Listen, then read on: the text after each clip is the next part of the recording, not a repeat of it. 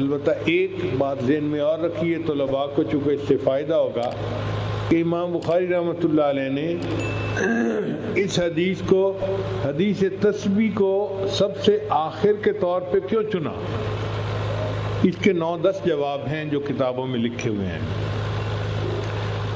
جب میں نے اپنے استاد سے یہ حدیث پڑھی تھی تو انہوں نے جو جواب محدثین کے لکھوائے تھے کہ بھئی امام بخاری نشست ختم کر کے اٹھ رہے تھے تو انہوں نے کہا کہ میں سبحان اللہ پڑھ لوں، گناہ معاف ہو جائیں گے، اور نبی علیہ السلام کو عمر کے آخری حصے میں تسبیح زیادہ کرنے کا اللہ نے حکم دیا، فسبح بحمد ربک واستغفرہ انہ کان توابا۔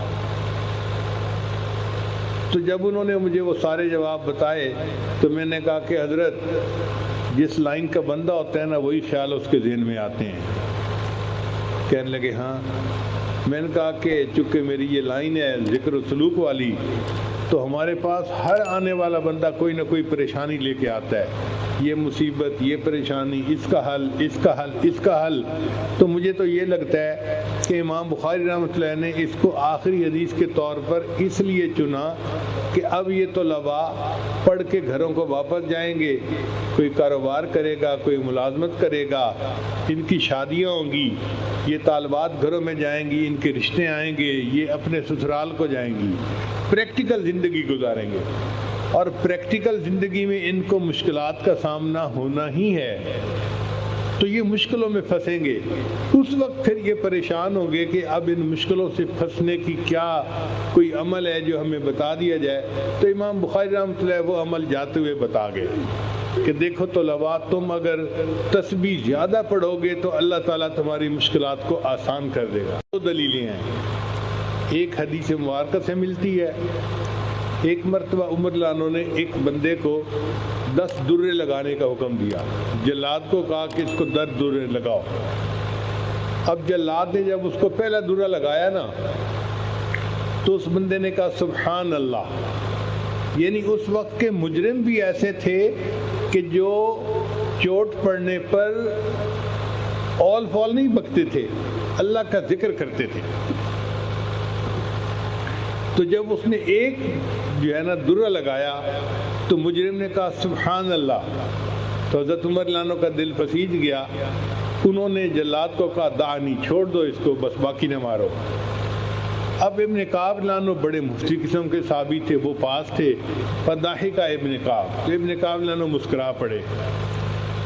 عمر عنہ نے ان سے پوچھا کہ من یضحکک، حضرت آپ مسکرائے کیوں ہیں؟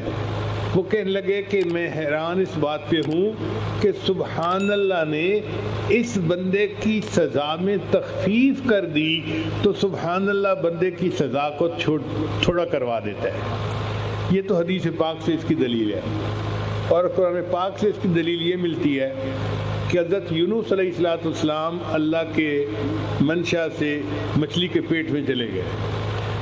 اب مچھلی کے پیٹ میں حضرت یونس علیہ السلام بہت مضطرب تھے، اندھیرا تھا، ایک رات کا اندھیرا، ایک مچھلی کے پیٹ کا اندھیرا، اور ایک وہ سمندر کے نیچے تھی وہاں کا اندھیرا۔ حضرت یونس علیہ السلام کو مچھلی کے پیٹ سے نکلنے کا کوئی ایگزٹ نظر نہیں آتا تھا، کوئی راستہ نظر نہیں آتا تھا کہ کوئی خروج کا دروازہ مل جائے۔ اب اس اندھیرے میں جب کوئی امید نظر نہیں آتی تھی، حضرت یونس علیہ السلام نے اللہ کی تسبیح بیان کی، لا الہ الا انت سبحانک انی کنت من الظالمین، اور اس تسبیح کی برکت سے اللہ نے ان کو مچھلی کے پیٹ سے نجات عطا فرمائی۔ قرآن مجید میں اللہ فرماتے ہیں فلولا انہ کان من المسبحین، اگر یونس علیہ السلام اللہ کی تسبیح بیان نہ کرتے، للبث فی بطنہ الی یوم یبعثون، وہ قیامت تک مچھلی کے پیٹ کے اندر ہی رہتے۔ تو یہ تسبیح ایسا عمل ہے کہ جس مصیبت میں وہ قیامت تک گرفتار رہ سکتے تھے، اللہ نے اس مصیبت سے ان کو تسبیح کے صدقے نجات عطا فرمائی۔ تو اللہ جانتے تھے کہ یہ بچیاں گھر کو جائیں گی، اب کسی کے رشتہ ہی نہیں آئے گا، وہ حالات کی مچھلی کے پیٹ میں پھنس جائے گی۔ تعلیم مکمل ہو گئی ہے، ماں باپ چاہتے ہیں بچی کی شادی کریں، رشتہ ہی نہیں آ رہا، اب بچی خود تو کچھ نہیں کر سکتی، وہ حالات کی مچھلی کے پیٹ میں بیچاری پھنس گئی، کیسے نکلے اس کو عمل پڑھنے کی ضرورت ہے۔ تو امام بخاری نے بتا دیا کہ تم عالمہ ہو، عملیات والوں کے پیچھے بھاگنے کی کوئی ضرورت نہیں، سبحان اللہ کی کثرت کرو گی، اللہ تمہیں بھی حالات کی مچھلی کے پیٹ سے نکال دیں گے۔ یا یہ عالم ہے، یہ پڑھ کے گیا، اس نے کاروبار شروع کیا اور قرضہ سر پہ یکدم چڑھ گیا، نقصان ہو گیا۔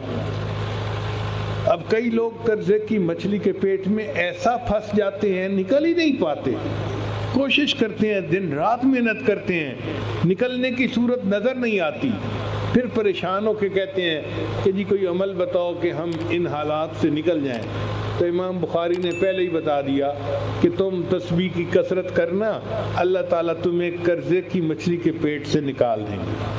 لہذا امام بخاری رحمۃ اللہ نے طلباء اور طالبات کو جاتے جاتے ایک ایسا نسخہ بتا دیا کہ اب علماء طلباء کو عاملین کے پاس جانے کی پوری زندگی ضرورت ہی نہیں ہے۔ حدیث پاک کے مطابق تسبیح کی کثرت کریں، اللہ تعالیٰ حالات کی مچھلی کے پیٹ سے نجات عطا فرمائیں گے۔ تو استاد نے اس جواب کو پسند فرمایا تھا۔